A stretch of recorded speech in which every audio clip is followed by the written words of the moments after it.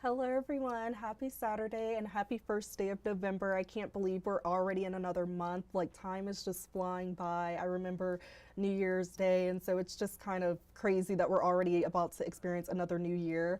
But I'm your digital host, Tatyana White. Welcome back to another episode of the 48 Recap, the one-stop shop to catch up on some of the top news stories of the week, including updates on SNAP benefits during the government shutdown, new details on the search for a wanted man in DeKalb County, and the neighbor of a Decatur man who was shot and killed by Decatur police in 2023 has filed a lawsuit.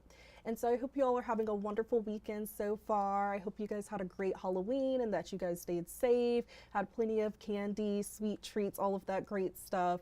Such a fun time of the year, and now all the holidays are about to start rolling in. Thanksgiving, Christmas, all the fun times. So I'm very excited for that. I love Christmas. I love Thanksgiving and just getting to spend time with my family. And so, yeah, I hope you all had a great weekend, and I hope you guys continue to have a great weekend today and tomorrow, and continue celebrating Halloween. It doesn't always have to be on the 31st. So, but let's get into this weekend's recap. So we are now on day 32 of the government shutdown, and President Donald Trump is now asking government lawyers to clarify with the federal courts on how they could legally fund SNAP amid nationwide suspension. And this comes after two federal judges ruled on Friday that the Trump administration must continue to fund the SNAP food aid program using contingency funds during the government shutdown. 48's Noah Cowell, he dives more into how the potential suspension of the benefits could impact SNAP beneficiaries and the stores that they shop at. Dan Holt, who owns two grocery stores here in Middle Tennessee, says losing those SNAP payments could really hurt those countless Americans who need them to pay for groceries. And his stores could take a significant hit as well. Two judges ruled Friday the Trump administration must use its $5 billion contingency plan to fund SNAP for November, days after the Department of Agriculture said it couldn't spend that money. But appeals to those rulings may be on the way, so grocery stores like Holt IGA and Park City are left worrying what this uncertain time means for their business and for their customers in need. Most of the time it's to feed their families, so when all of a sudden they don't receive that, it's going to have a big impact on them, and then of course it has an impact on us. We don't have the sales that we need to be able to pay our people and to pay our bills, so it just kind of flows through to everyone. Holt says more than 10% of their sales at both his grocery stores come from people who use this food assistance program. And he says profitable grocery stores only see a 3% profit margin as it is. So if the shutdown does continue and SNAP doesn't get funded for an extended period of time, their options become less favorable. With that type of profit margin, about the only thing you can do is decrease your cost, which will be your staff. Not only do you cut your service, but you hurt your people, and we just don't want to do that. Holt also owns local restaurants that are seeing declining sales as well. But he says the most important thing right now is the millions of people throughout the country who are desperately relying on SNAP. He's urging the government to figure things out, saying if nothing else could get them to compromise, this issue should. Reporting in Park City, Noah Cowell, 48 News, on your side. And as the government shutdown continues, local organizations that are trying to help feed people across the Tennessee Valley, they're now also facing a crisis of their own.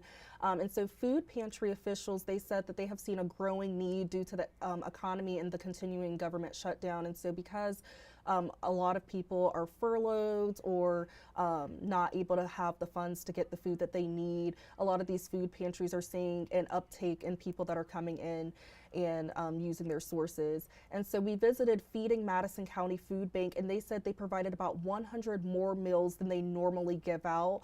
And so now they're worried about having enough food to distribute next week. But they're not the only pantry in North Alabama that's struggling. Over in Jackson and DeKalb counties, the Salvation Army food banks, they're also worried about if SNAP benefits were to get suspended, what would happen, and the uptake again, and the amount of people that are coming and using the resources. Suzette Bogan from the Salvation Army said that DeKalb County has 5,200 SNAP recipients and Jackson County has about 7,200. Bogan said they are there to help those families, but it's a lot of people. And adding with the government shutdown, some of the people who used to donate, they're now coming to them asking for help. We see a lot of new clients, especially those that are being furloughed. And we have seen some of the government shutdown employees that they need our assistance now, to where they were our donors. Now they need the assistance, and we're here for them.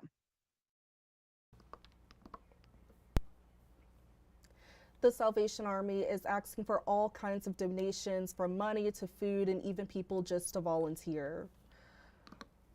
And in DeKalb County, authorities continue the search for a wanted man who is still believed to be armed and dangerous. Earlier this week, a man, he was on the loose, and so DeKalb County deputies are asking for people to be on the lookout for Gary Childers, who may be riding around in Powell in a silver Volvo convertible.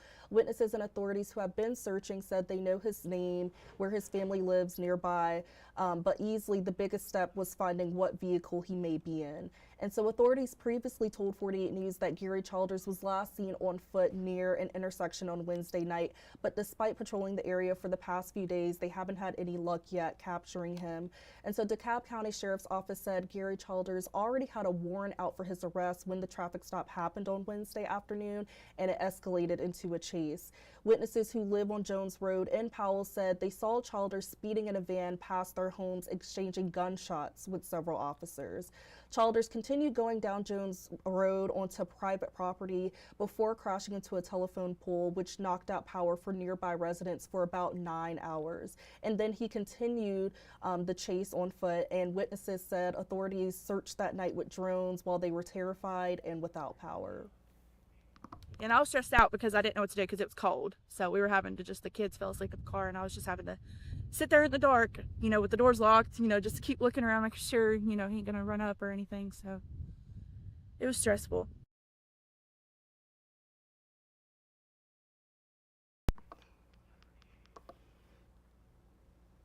And so, again, authorities believe Childers is in 20, hold on, let me go back to this other video really quick.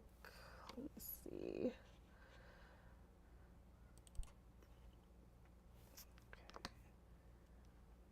So yes, again, authorities believe Childers is in a 2011 silver Volvo convertible and is still in the Powell area. So if you see the vehicle, do not approach it. Call 911 or the DeKalb County Sheriff's Office, and we will update you right here on WAFF when we learn more developments about the search and when the suspect is captured.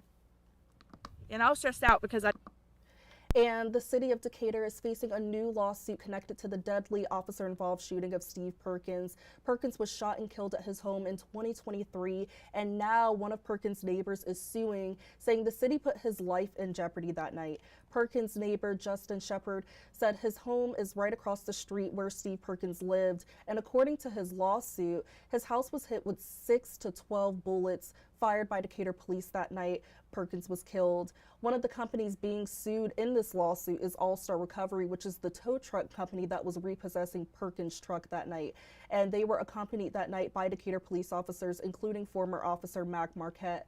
Marquette claims Perkins pointed a gun at him and he fired in self-defense. Prosecutors claim 18 shots in all were fired. Some of those bullets hit Perkins and nearly half went into Shepard's home. Shepard filed this lawsuit against Marquette, the city of Decatur, All-Star Recovery, and Pentagon Federal Credit Union. In the lawsuit, he claims police had no legal reason to be there for a simple truck repossession that night, and that his sense of safety was destroyed as he quotes, narrowly escaped serious injury or death. So one of our reporters went out to Shepard's home. He did not want to go on camera, and his attorneys have not responded to our calls yet. Marquette's murder trial has been set back several times now. He had an immunity trial, an immunity hearing and stuff, and so it's been set back, but now it's scheduled for January 2026. And coming up after the break, we'll take a look at a unique fundraiser supporting those dealing with breast cancer and a festival happening tomorrow that supports an organization that helps those dealing with sexual assault, domestic violence, and human trafficking. I'll also give you all a sneak peek into news stories coming up in our evening newscast, and we'll also take a look at some great events happening in the Huntsville and surrounding areas this weekend. All that and more when we come back.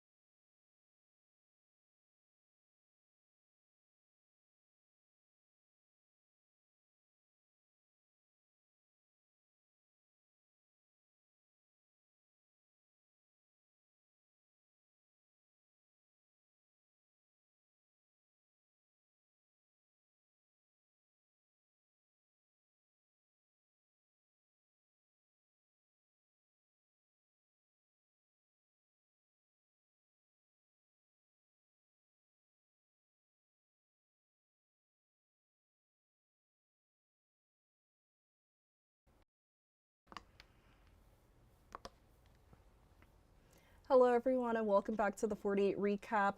This week I got to talk with Huntsville fashion designer and founder of the Alabama Fashion Alliance, Alina Lejeune. And I've had her on 48 now a few times. We stay in contact. She is so sweet, so amazing, and I love that she uses her organization to have events like this around breast cancer and around a lot of different important topics and combining fashion and incorporating fashion into those type of things. And so I think it's so amazing, and she is just the kindest person.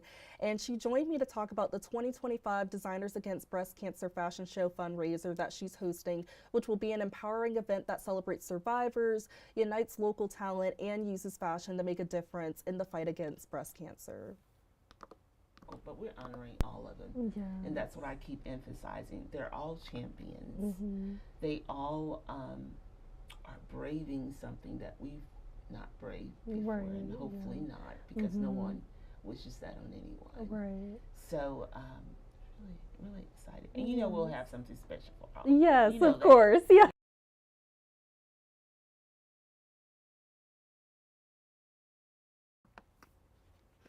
And so, yeah, Alina, she is just so amazing, and she uses her platform to advocate all the time for things like this. And on the screen, I shared a photo of my great aunt Cindy. And I wanted to share this because Alina, she mentioned in the interview that part of her inspiration to do this fundraiser was from her aunt, who was a 2-time breast cancer survivor, and that inspired her love for fashion. It inspired her to create this fundraiser. And it's so coincidental because that same thing happened with my aunt Cindy.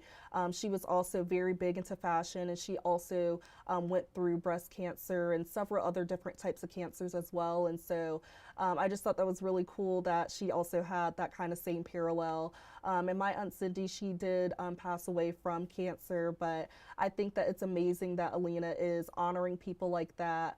And is honoring survivors, people that are currently battling it. And she also said there's going to be a lot of people working on the show, whether designers or vendors, and a lot of audience members as well who know someone who's dealing with breast cancer or they currently have it themselves. And so it's just a big, just honoring people and supporting people during this time. And so it's going to be an amazing event. And so the Designers Against Breast Cancer Fashion Show fundraiser will take place on Saturday, November 15th at Black Umbrella Studios in Huntsville. Doors open at 6 p.m. and the fashion show begins at 7 p.m.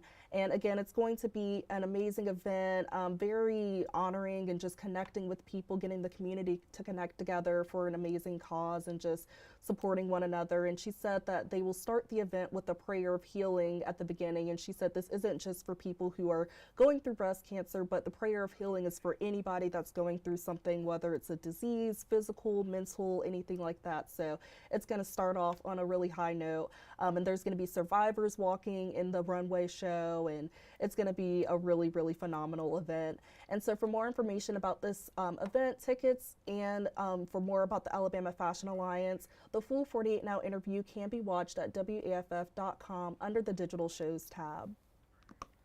I also got to sit down with the founder and CEO of Intermuse Productions, Giorgio Caioli, and Ashakiran chair, Katia McKinney, as they talked about the 19th annual Ray of Hope Festival, which celebrates unity, culture, and compassion right here in Huntsville. And it's a movement that brings people through together through music, food, and art, all while supporting survivors of domestic violence, sexual assault, and human trafficking.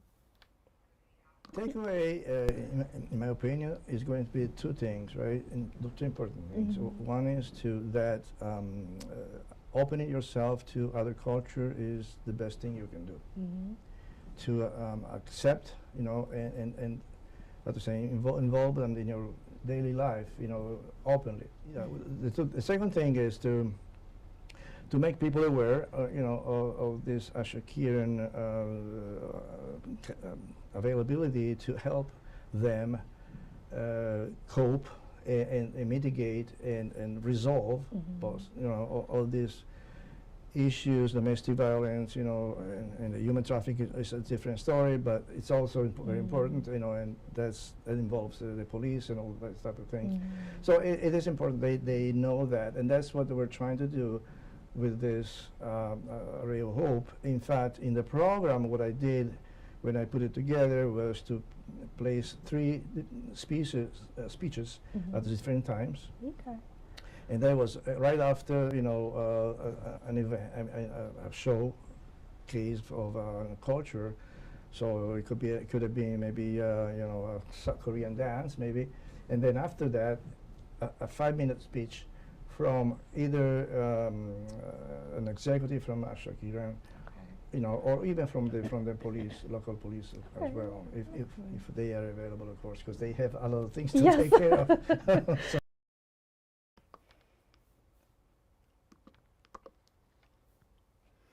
Yes, it was great talking with them. And I had Giorgio on for Around the World in 60 Minutes event, and he is just great. He does a lot of wonderful things with trying to bring people from different walks of life together. And so on the screen, I have a picture of my older sister who was pregnant in this photo with my unborn niece.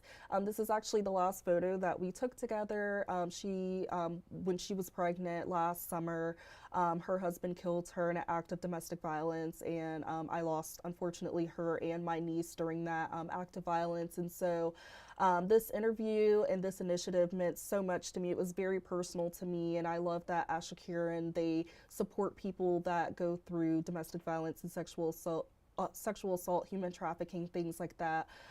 Because there's, families like mine and so many other families who just sometimes need that support to get through these type of things, and people who are actually going through the domestic violence or sexual assault, human trafficking, and they sometimes just need, that support. And so, and they also have translators as well, which I thought was very cool. So they have translators that can talk to people from different cultures who may not be English speaking, so they can also get the help and be able to use these resources. And so I think it's wonderful that Ray of Hope is doing this, and they're touching on just so many topics at this festival and connecting cultures by talking about sexual assault, domestic violence, human trafficking, and then they're going to have performances from around 40 different culture groups. They're also going to have resource tables about Ashakiran, and so it's just going to be such a powerful event, and it's free, it's family friendly, so you don't want to miss out on it. And it's happening tomorrow at the Orion Amphitheater from 12 p.m. to 4 p.m. To hear more about this event and also ways to connect with Ashakiran, the full 48 Now interview can be watched on WAFF under the Digital Shows tab. And so now let's move over to stories to look out for coming up in our evening newscast. Currently, what we got into the newsroom is Albertville police officers. They're in an armed standoff with a suspect wanted on a felony warrant. And so Albertville police said in a statement that officers were attempting to serve that felony warrant at a house on Alabama 75 North. And authorities said while they were making entry into the home, they heard a gunshot from inside. And so the scene is now being treated as a possible armed, barricaded suspect situation. And the suspect is currently still inside the home. Authorities said that there's no threat to the public right now, and we will keep you updated with more information as it becomes available to us. And a Fayetteville man was killed after being hit by a car near Hazel Green on US 231. The Alabama Law Enforcement Agency said it was a two-vehicle crash involving that pedestrian, and it happened around 7:50 p.m. on Friday. And the pedestrian was identified as 50-year-old Jeremy Cantrell, and authorities said he was outside of his vehicle when he was hit and struck by the car. And they said that the driver hit Cantrell's car first, then struck Cantrell, and he was pronounced dead at the scene. Troopers with the Leas Highway Patrol Division are investigating this crash. And a person died while in custody at the Tuscumbia Police Department. In a press release, Tuscumbia Police said the person was found unresponsive and life-saving measures were immediately started. The person was pronounced dead a short time later. Their identity has still not been released at this time, and due to procedure, Tuscumbia officers requested the Alabama Law Enforcement Agency to conduct an investigation into the matter.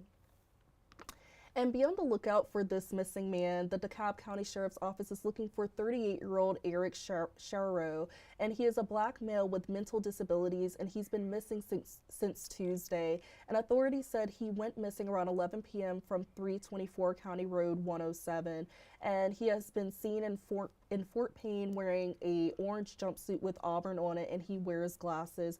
So if you see Eric or know his whereabouts, call the DeKalb County Sheriff's Office or 911. Tune into our evening newscast to hear more details on these stories and many other stories. We will be streaming our 5 o'clock show online as a fast cast today due to sports coverage, and our 10 o'clock show should remain the same and on air on TV. It just may be a little delayed again due to sports, but 5 o'clock show will be streamed online. So wherever you're watching now, you'll be able to watch the 5 o'clock show in just a few minutes. And if you're looking for something fun to do this weekend, check out the 4th annual Witches event. And so this is a free 3-day friendly, family-friendly event presented by Sparkle Studio. And the event will have a scavenger hunt through many different studios at Low Mill Arts and Entertainment, free classes, costumed witch walks, door prize drawings, and special sales and activities taking place inside many studios. The event already started, but it goes on tonight until 7 p.m. And if you're still in the Halloween spirit, Field Day is hosting a Stranger Days Halloween party tonight. The event is from 7 p.m. to 1 a.m. and it is of course going to be Stranger Things themed, but you can come dressed up as whatever you want. That's just, the theme of the party, Stranger Things. And so there will be a $1,000 costume contest. So definitely put on your best, costume, $1,000. A DJ dance party, drinks, and themed cocktails, food specials, and mini golf is included as well. And so tickets start at $15 for the first 100 guests, and then $20 in advance and $30 at the door. This is a 21 and up event, and so tickets can be purchased at exploretalk.com. And gospel singer Ty Tribbett is performing at the VBC tonight for his We Outside tour. The concert is tonight at 8, and tickets are available at the VBC box office and online at Ticketmaster.com. And there are just some really great events happening this weekend, both for kids and adults. So definitely go out and enjoy if you are, still in the Halloween spirit. There's so many fun things still happening. It's still Halloween weekend. So definitely go out, enjoy yourself, enjoy the weather. And anytime you're looking for a good event, whether it's for the weekend or throughout the week, you can always check out Huntsville.org's event tab and wearehuntsville.com's event calendar to see more events happening in the area. That's all I have today for the 48 recap. Thank you all for tuning in. Don't forget to tune into our Weather Extra segments. Our meteorologists go live every Monday through Friday at 10:30 a.m. and 9:30 p.m. and every Saturday and Sunday at 8:15 a.m. and 4:30 p.m. Due to us having an online streaming today, forecaster Jada Russell, she won't be doing her Weather Extra today on this afternoon, but tune in tomorrow for Jeff Denoyers for his 8:15 Weather Extra in the morning. And this is another way to give you all extra insights on the latest weather forecast, give you guys some extra tidbits on what's going on, and make sure to download our 48 apps and follow us on our Facebook and YouTube channel so you don't miss any updates on the news and on the weather. And if you would like to stay connected with me throughout the week, please be sure to follow my Facebook page at Tatyana White, WAFF48. I would love to connect with you all. Feel free to reach out and we can talk and we can chat. And so, yeah, feel free to reach out at any time. Take care, everyone, and stay safe. Go out, have some fun this weekend, and definitely enjoy that extra hour of sleep. I know I definitely will. And don't forget to turn your clocks back an hour tomorrow for daylight saving.